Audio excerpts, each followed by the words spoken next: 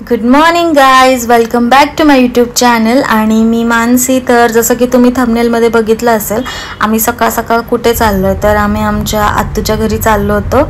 आणि माझी श्वेता दीदी आहे ना, तिला भेटायचं होतं, कारण तिला रिसेंटली बेबी बॉय झालं आहे. तर आम्ही बेबीला आणि तिला बघायला निघालो होतो मुंबईला.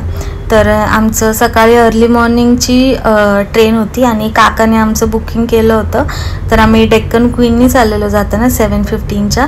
तर मग खूप लवकर उठलो होतो, त्याच्यामुळे ना बिलकुल झोप झाली नव्हती. बिकॉज फ्रायडेला माझी ऑफिस पार्टी होती, मग तेव्हा उशीर झाला रात्री. त्याच्यानंतर नेक्स्ट डे केनिशाचा ॲन्युअल डे, मग तिथे पण लेट झाला. आणि माझी मम्मी त्याच स्कूलमध्ये, त्याच्यामुळे मग आम्ही लवकर आलो होतो केनिशाच्या ॲन्युअल डेवरून.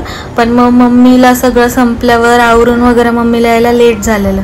आणि इथं पण आमची सकाळची लवकर असल्यामुळे ट्रेन लवकर उठलो, त्याच्यामुळे कोणाच्याही झोपा झालेल्या नव्हत्या. इथं मी एलिव्हेटरने वरती आले, पण आजीला चढताच येत नव्हतं आणि म्हणून ह्या तिघींना पण आजीमुळे पायऱ्यांनी यायला लागलं. मग ट्रेन आमची ऑलरेडी प्लॅटफॉर्मला लागली होती. मग आम्ही सीट नंबर चेक केला आणि जाऊन बसलो. तर ऑन टाईम होती ट्रेन. डॉट 7:15ला हल्ली ट्रेन आमची. आणि मग व्ह्यूज वगैरे खूप सुंदर वाटत होते सकाळ सकाळ.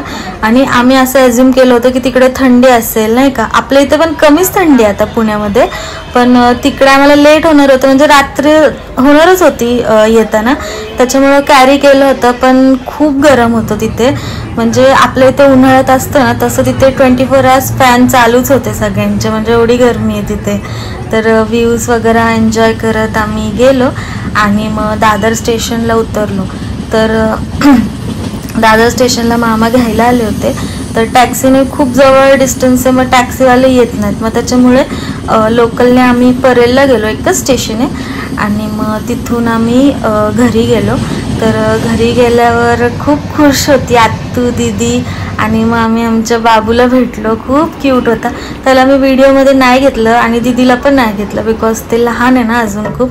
जेव्हा थोडासा मोठा होईल ना आमचा बाबू, मग तेव्हा मी दाखवेल तुम्हाला नक्की, आणि दीदीला पण दाखवेल. तर मग त्याच्यानंतर आत्तूनी व्हेज जेवण बनवलं होतं. आत्तूने खूप सारा स्वयंपाक केला होता, म्हणजे वरण भात, पनीरची भाजी, मेथीची भाजी, वांग्याची, कारण मम्मीला वांगं आवडतं, मम्मीला पनीर आवडत नाही, मला मेथीची भाजी आवडती. मग तिथून आम्ही लंच वगैरे केला. आणि मग नंतर समृद्धी, माझ्या दिदीची मोठी मुलगी आहे, खूप गोड आहे ती, आणि मग तिने मला मेहंदी काढली खूप छान अशी. मग सगळ्यांनी थोडंसं रेस्ट केलं आणि निघालो आम्ही. तर तिथे ना खाली गोडाऊन होतं ब्लँकेटचं.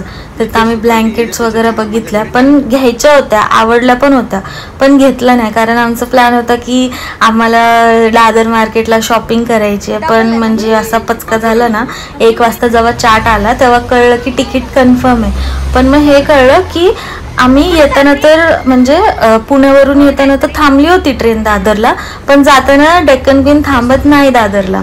मग त्याच्यामुळे मग म्हणलं यार शॉपिंग राहून गेली. मग परत आम्ही लोकलनी CSTला गेलो. आणि मग CSTला जे अंडरग्राऊंड मार्केट आहे, तर तिथं थोडीफार आम्ही शॉपिंग वगैरे केली. आणि मग आमची रिटर्न ट्रेनमध्ये बसलो आणि फायनली आम्ही पुण्यामध्ये पोचलो. बाई काय वाटत होतं माहिती आहे, लय भारी वाटत होतं पुण्यात आल्यावरून, जसं मोकळा श्वास, म्हणजे भारी आहे यार आपलं पुणे.